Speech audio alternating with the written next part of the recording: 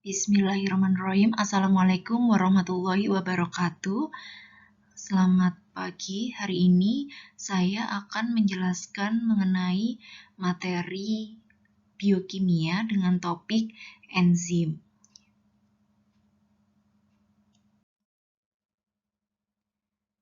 Apakah yang dimaksud dengan enzim?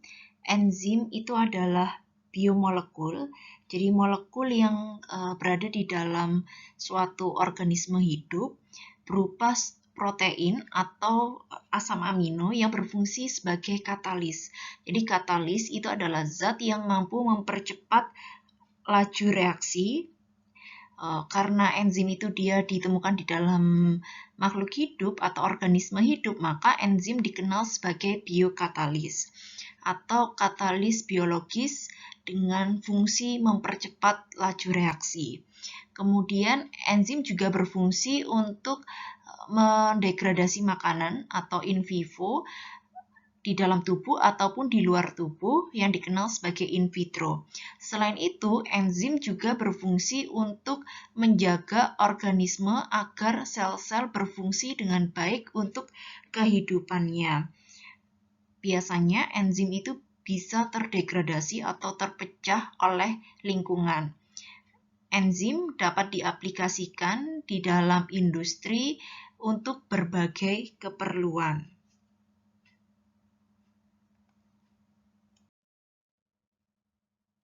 Enzim atau biokatalis yaitu zat yang mampu melakukan aktivitas mempercepat jalannya reaksi metabolisme di dalam tubuh tanpa mempengaruhi keseimbangan reaksi. Artinya, semua proses biologis sel memerlukan enzim agar dapat berlangsung dengan cepat dalam suatu proses metabolisme di dalam tubuh. Struktur enzim sebelum dan sesudah reaksi itu akan tetap sama. Kemudian enzim itu sangat peka terhadap faktor-faktor yang menyebabkan denaturasi protein. Tadi kan enzim itu adalah bagian dari suatu protein atau asam amino. Nah, protein atau asam amino itu dia memiliki sifat yaitu mudah terdenaturasi atau mengalami kerusakan karena suhu ataupun pH. Jadi kalau misalnya suhunya terlalu tinggi atau terlalu rendah, suhu ekstrim itu dia mampu menyebabkan terjadinya perubahan struktur dari suatu protein. Kemudian pH juga sama, artinya jika pH itu dia terlalu tinggi atau terlalu rendah, maka akan menyebabkan terjadinya perubahan struktur dari suatu protein. Aplikasi enzim dalam industri. Enzim dapat diaplikasikan dalam industri sebagai biokatalisis atau zat yang mampu mempercepat laju reaksi. Kemudian ada biotek R&D, jadi untuk bioteknologi, research and development. Kemudian diagnostik, jadi membantu untuk diagnosis pemeriksaan di laboratorium. Kemudian ada food and beverage, jadi dalam industri makanan dan minuman biasanya enzim itu diaplikasikan pada produk pembuatan keju atau yogurt dan lain sebagainya. Kemudian ada animal feed atau pakan ternak. Kemudian enzim juga berfungsi di dalam industri pharmaceuticals atau industri farmasi dan kosmetik. Kemudian enzim juga dapat diaplikasikan dalam biofuels atau bahan bakar. Dan yang terakhir, enzim juga dapat diaplikasikan di dalam household items atau produk-produk rumah tangga.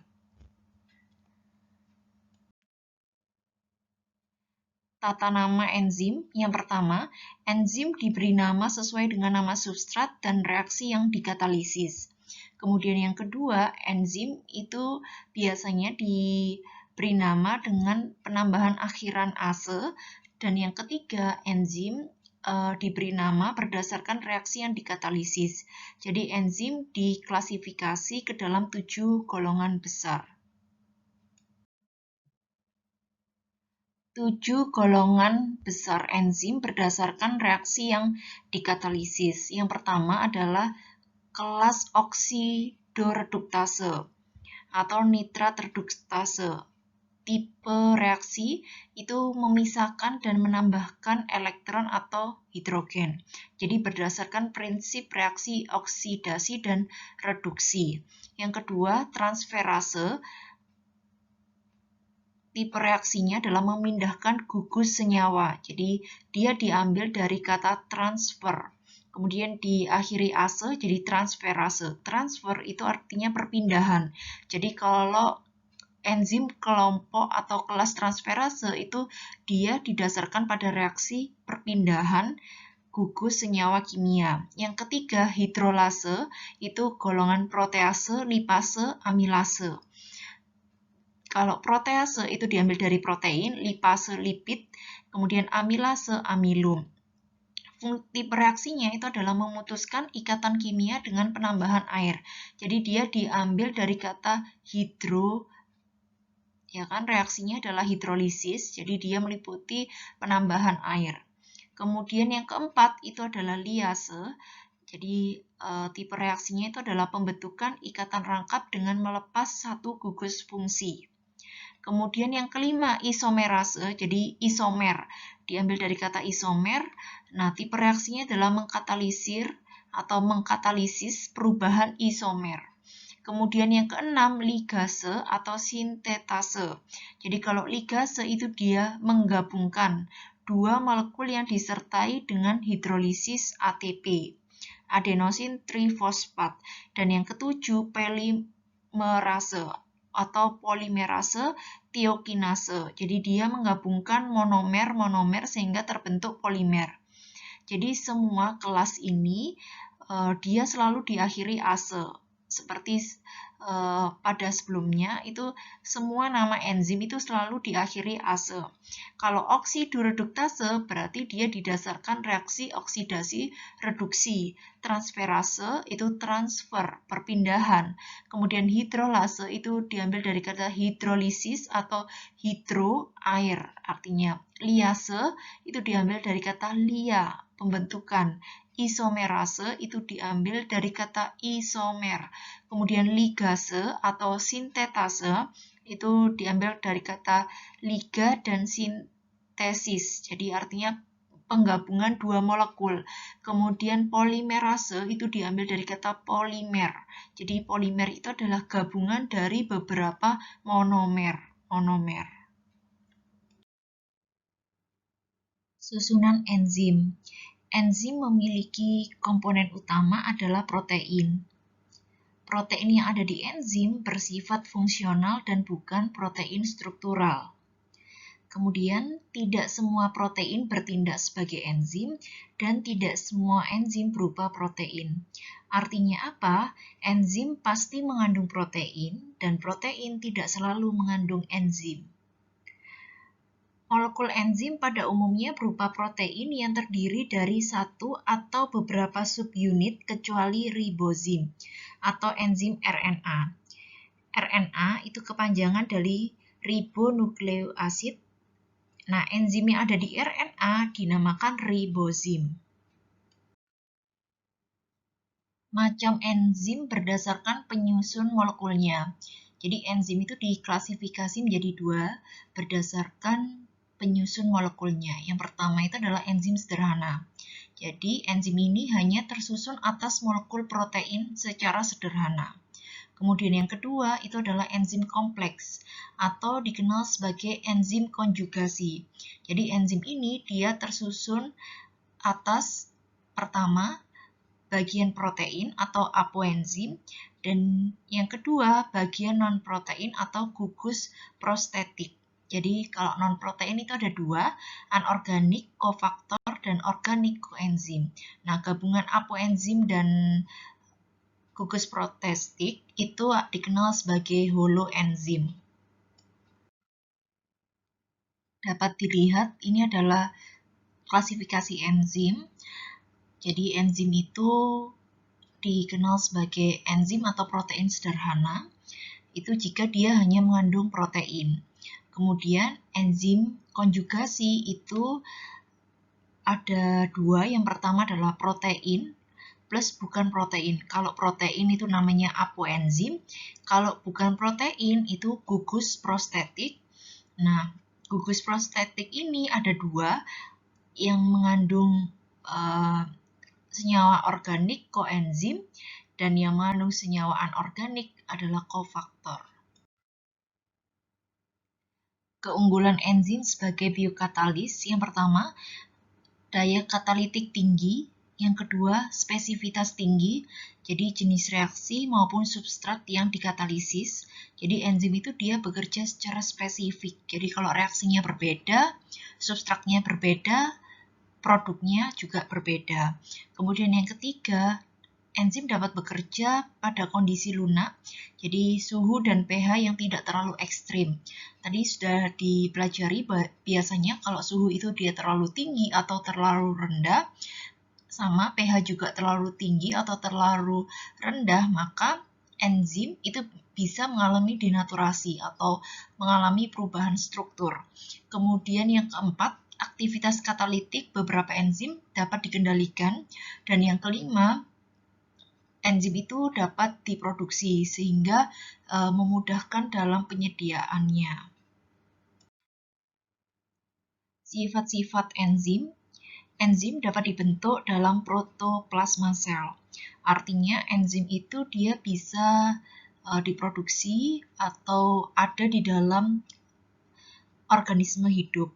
Kemudian enzim dapat disintesis, jadi berada dan beraktivitas di dalam sel tempat sintesisnya atau yang disebut intraselular enzim. Kemudian enzim yang berada dan beraktivitas di luar tempat sintesisnya dinamakan ekstraselular enzim. Jadi ada dua ya, enzim intraseluler dan enzim ekstraseluler. Kalau intra itu berarti dia berada di dalam sel sintesisnya, tapi kalau ekstra itu berarti di luar tempat sintesisnya. Kemudian sebagian besar enzim itu dia bersifat intraseluler enzim. Jadi dia berada dan beraktivitas di dalam sel tempat sintesisnya.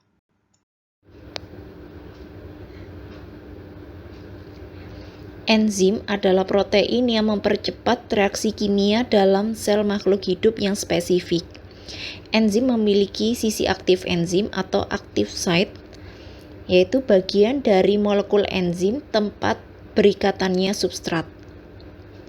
Enzim plus substrat dia berikatan membentuk kompleks enzim substrat. Interaksi kimiawi antara situs aktif dan produk membentuk suatu produk.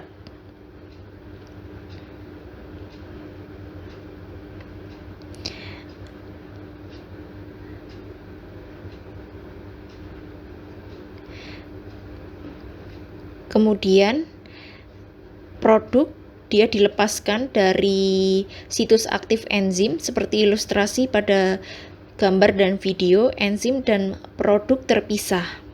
Terbentuk produk tunggal dari dua substrat molekul enzim lainnya. Jadi satu produk dia terbentuk dari dua substrat.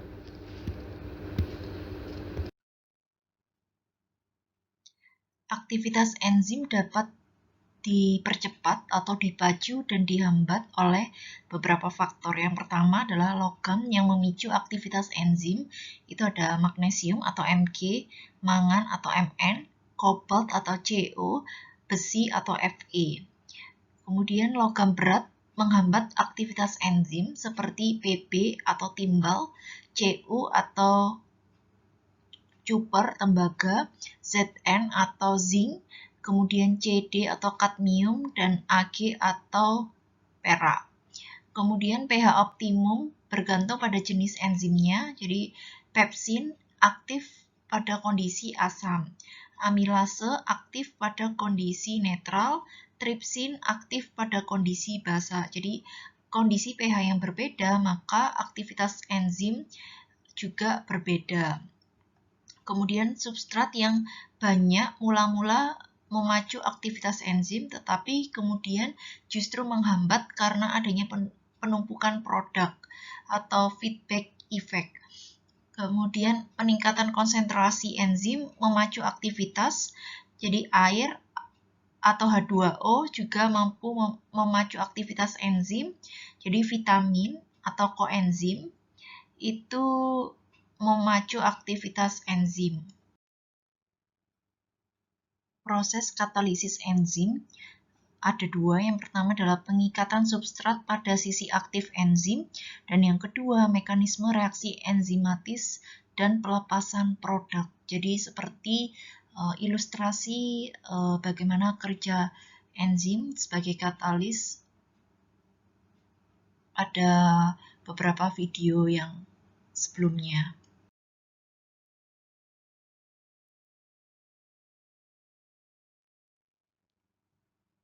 Model interaksi enzim substrat ada dua. Yang pertama adalah model lock and key atau gembok dan kunci. Ditemukan oleh Emil Fischer pada tahun 1890. Jadi sisi aktif enzim memiliki bentuk yang sesuai dengan substrat. Jadi diilustrasikan sebagai kunci dan gembok. Jadi kalau misalnya kuncinya tidak sesuai, maka gemboknya tidak bisa terbuka. Artinya apa? Jika substratnya tidak sesuai, maka enzim tidak bisa bekerja secara optimal. Kemudian yang kedua, model inductive fit. Jadi ditemukan oleh Koslan pada tahun 1958, yaitu enzim dan substrat berubah bentuk ketika berikatan untuk mendapatkan konformasi yang menstabilkan keadaan transisi. Jadi, jika enzim dan substratnya bentuknya itu tidak sama, maka enzim dan substrat itu dia bisa mengalami perubahan bentuk sehingga sisi aktifnya itu menyesuaikan kondisi perubahan dari enzim dan substrat. Seperti itu. Ini adalah gambar model lock and key. Jadi diilustrasikan seperti ini. Jadi kalau misalnya substratnya tidak sesuai, maka enzim itu dia tidak bisa berikatan dengan substrat pada sisi aktif sehingga tidak dapat bekerja antara enzim dan substrat untuk menghasilkan enzim dan produk. Tetapi jika model yang kedua itu adalah model inductive fit, jadi substrat itu dia bisa berubah bentuk menyesuaikan enzimnya sehingga dia dapat berikatan pada sisi aktif untuk menghasilkan produk dan enzim. Jadi kalau misalnya lock and key itu ibarat kunci dan gembok, kalau kuncinya tidak sesuai, gemboknya tidak terbuka, artinya substrat tidak sesuai, enzim tidak bekerja. Sedangkan inductive fit itu terjadi perubahan konformasi transisi antara enzim dengan substrat.